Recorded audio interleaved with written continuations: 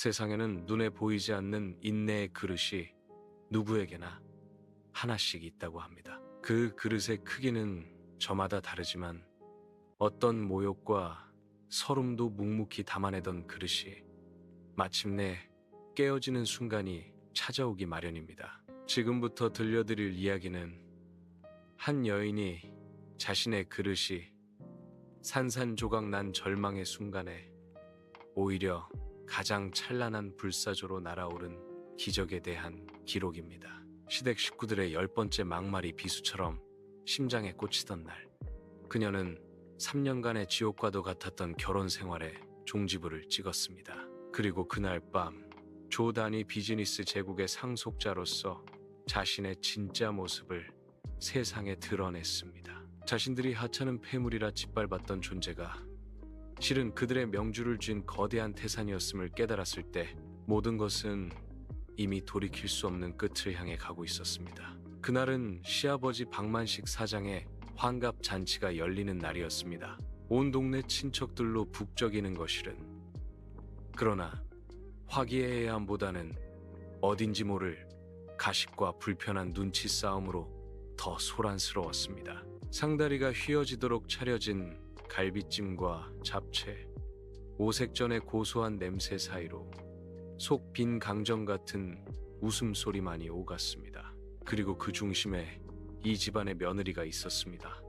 그녀의 남편 박지우는 잔치가 시작된 이래 단 한 번도 아내에게 눈길을 주지 않았습니다. 그의 관심은 오로지 손에 쥔 작은 화면 속, 어쩌면 다른 여자와의 뜨거운 대화 속에 머물러 있는 듯 했습니다. 며느리는 남편의 외도 정황을 이미 알고 있었지만 물증을 내밀 때마다 돌아오는 것은 정신병자라는 모욕과 돈도 못 벌면서 의심만 한다는 쏘아 붙임뿐이었습니다.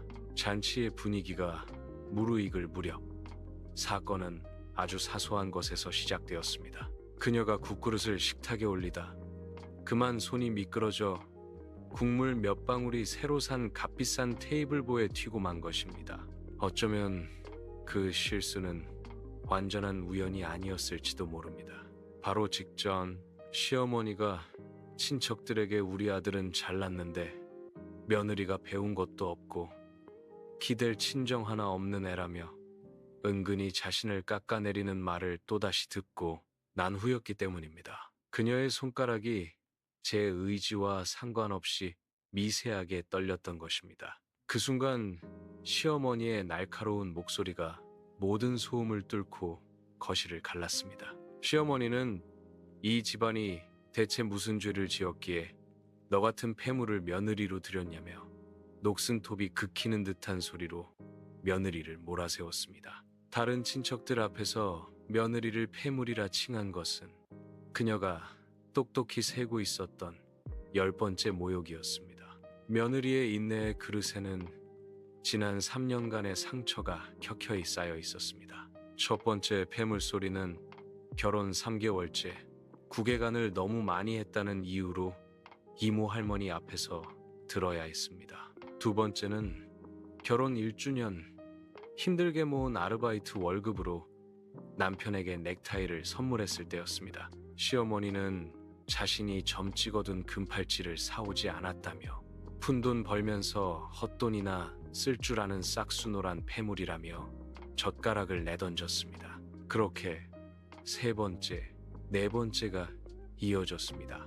아이를 낳지 못한다는 이유로, 남편의 승진이 늦어진다는 이유로, 심지어 날씨가 굳다는 이유로도 그녀는 애군 덩어리이자 폐물이 되어야 했습니다.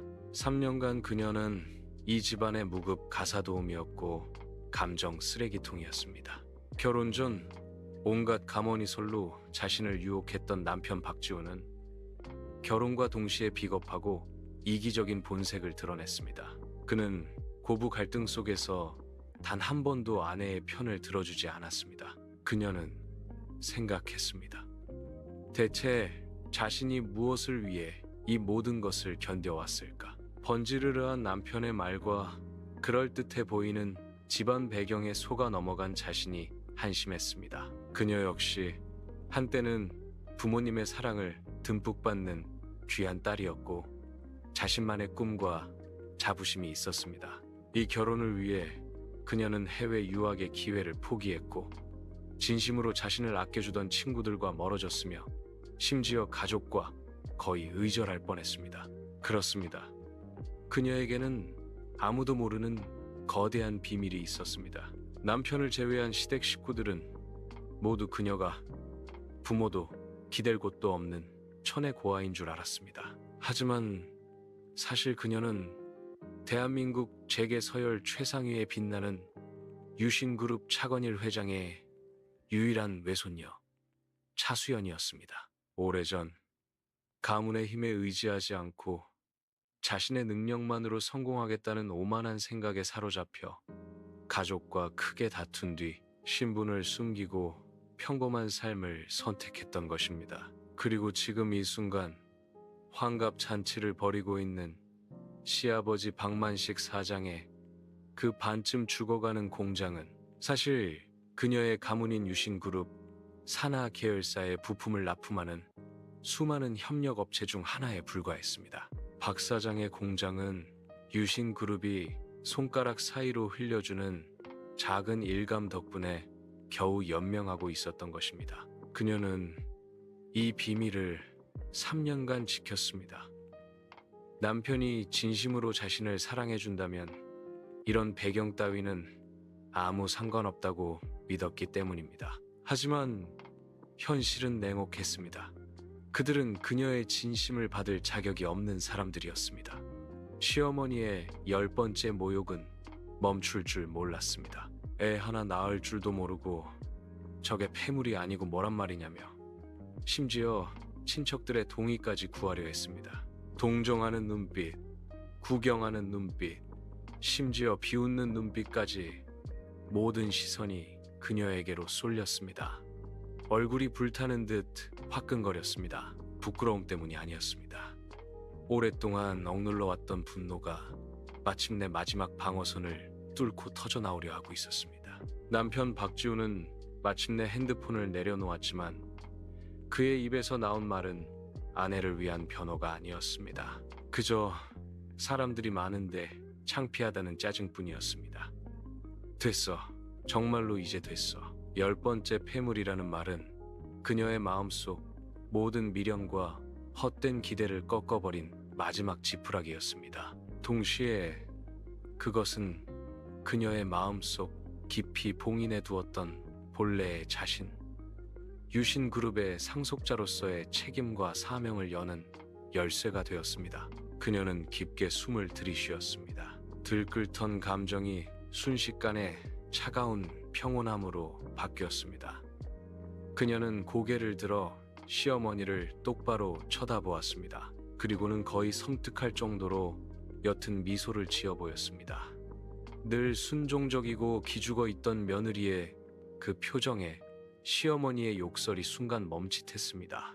그녀는 싸우지도 울지도 예전처럼 부엌으로 숨어버리지도 않았습니다. 그녀는 그저 천천히 아주 우아하게 자신이 늘 들고 다니던 낡아서 색이 바랜 캔버스 가방에서 서류 한 뭉치를 꺼냈습니다. 그리고 상석으로 걸어가 그 서류를 남편 박지훈의 앞에 가볍지만 단호하게 밀어놓았습니다. 종이가 유리 테이블과 부딪히며 탁하는 날카로운 소리를 냈습니다.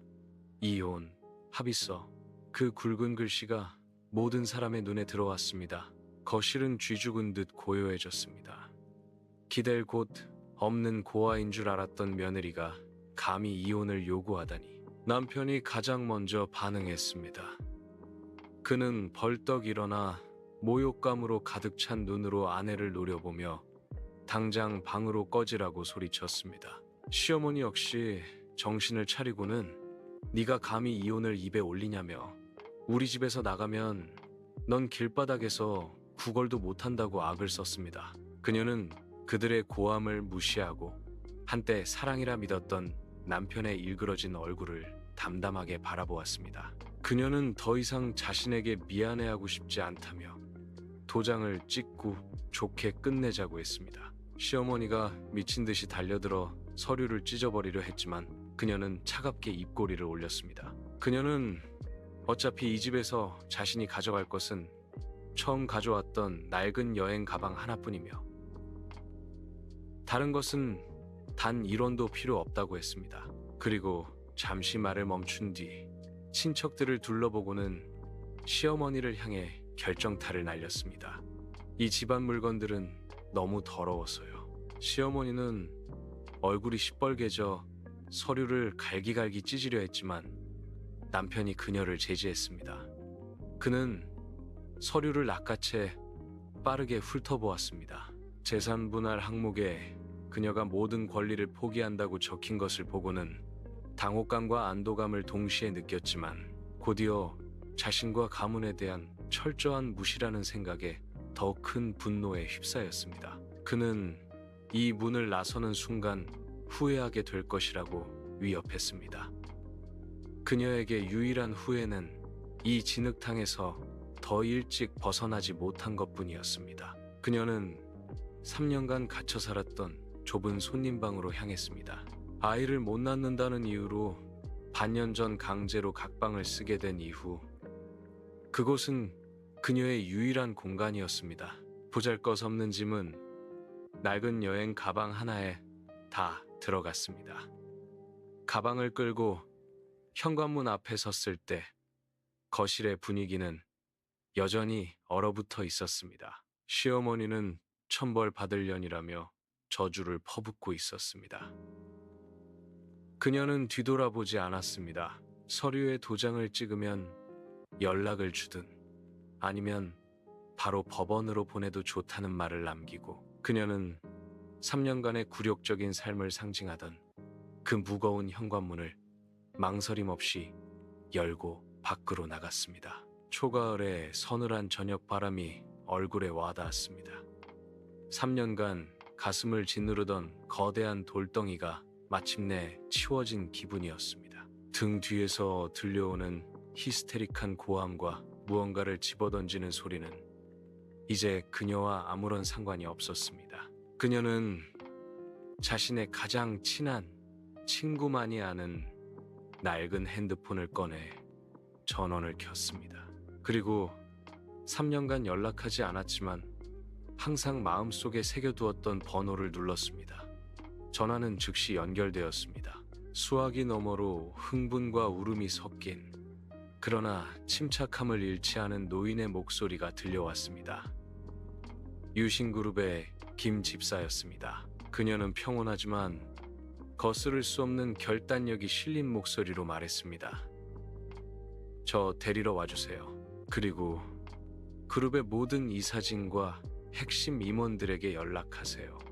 한국 시간으로 오늘 밤 9시 긴급 화상회의를 소집하겠다고요. 전화를 끊은 그녀는 도시의 찬란한 야경을 올려다보았습니다. 멀리 도심 가장 높은 곳에 그녀가 어릴 적 뛰놀던 곳이자 이제 곧 그녀가 공식적으로 이끌게 될 유신그룹의 본사 유신타워가 눈부시게 빛나고 있었습니다. 그녀의 진짜 쇼는 이제 막 시작되려 하고 있었습니다.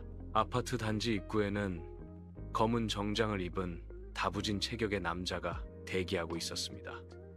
가문의 보안팀 최영철 실장이었습니다. 그는 그녀를 보자마자 90도로 고개를 숙이며 김 집사님의 명으로 먼저 와서 안전을 확보했다고 보고했습니다. 그녀는 말없이 고개를 끄덕이고 그가 열어주는 차에 올라탔습니다. 차가 미끄러지듯 3년간의 지옥을 벗어났습니다. 2블록쯤 지나자 가로수길 그늘진 곳에 숨겨진 보석처럼 빛나는 검은색 마이바흐 세단이 서 있었습니다. 그 옆에는 머리카락 한 올 흐트러짐 없이 완벽한 집사복을 차려입은 김 집사님이 서 있었습니다. 그녀가 차에서 내리자 김 집사님은 세월의 흔적이 역력한 눈시울을 붉히며 다가왔습니다.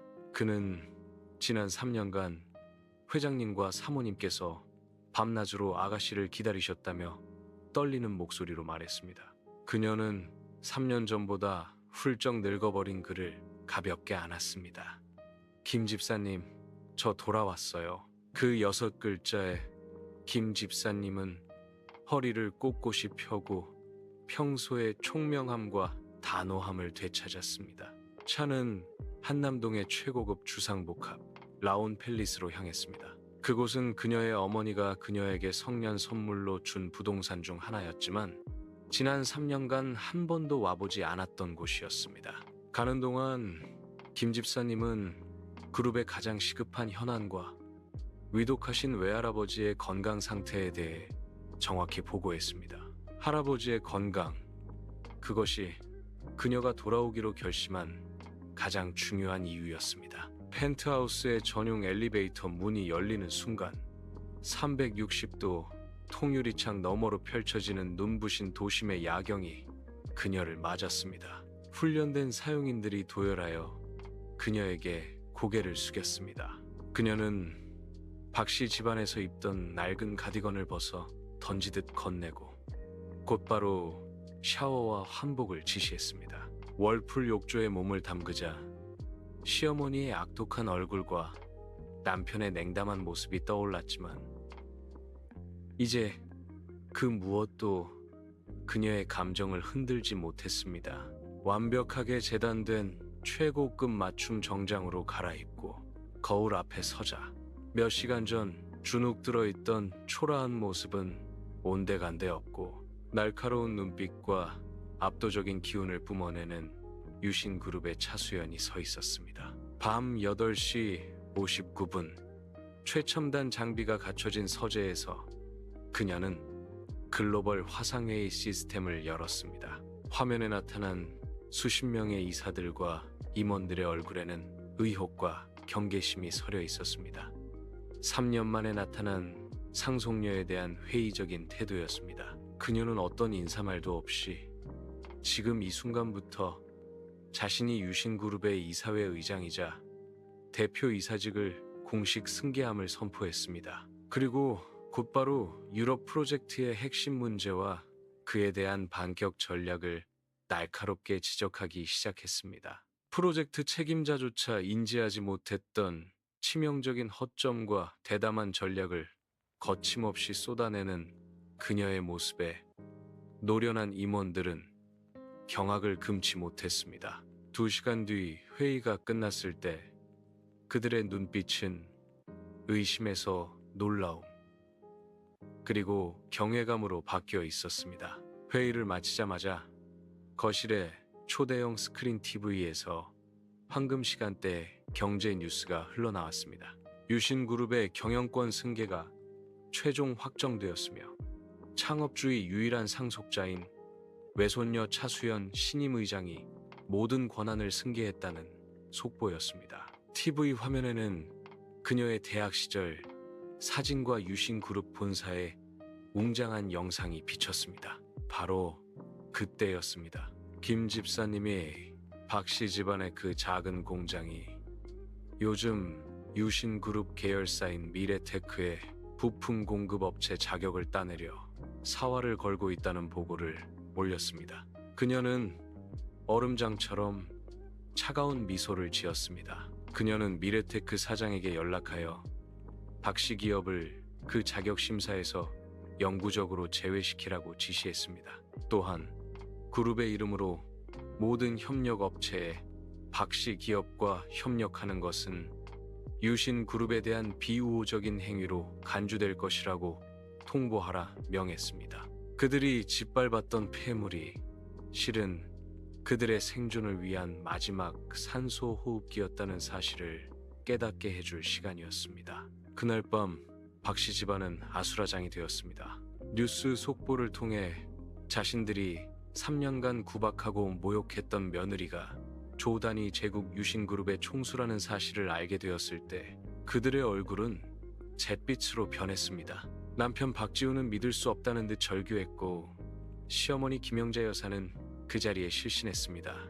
그녀의 지시는 정확하고 신속하게 집행되었습니다. 다음 날 아침 시아버지 박만식 사장은 모든 은행에서 대출 중단 통보를 받았고 동시에 미래테크로부터 공급업체 자격 연구 박탈 통보를 받았습니다. 그들이 사활을 걸었던 모든 것이 한순간에 물거품이 된 것입니다.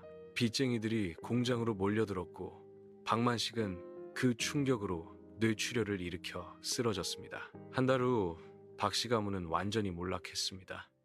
공장과 별장은 경매로 넘어갔고 박만식은 반신불수가 되어 이름 모를 요양원으로 보내졌습니다. 김영자 여사 역시 충격으로 쓰러져 남편과 같은 신세가 되었습니다. 박지우는 사방에서 몰려드는 빚쟁이들을 피해 어디론가 잠적해버렸습니다.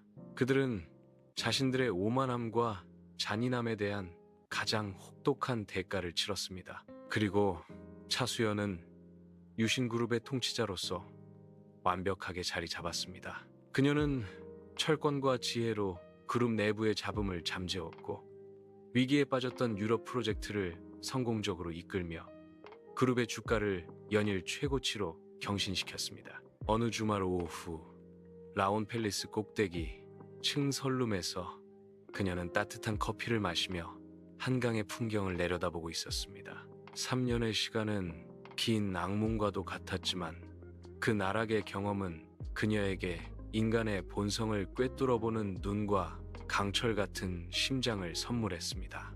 그녀는 고난에 감사하지는 않았습니다. 다만 그 고난 속에서 포기하지 않고 마침내 허물을 벗고 날아오른 자기 자신에게 감사했습니다. 그녀의 전설은 이제 막 첫 장을 넘겼을 뿐이었습니다.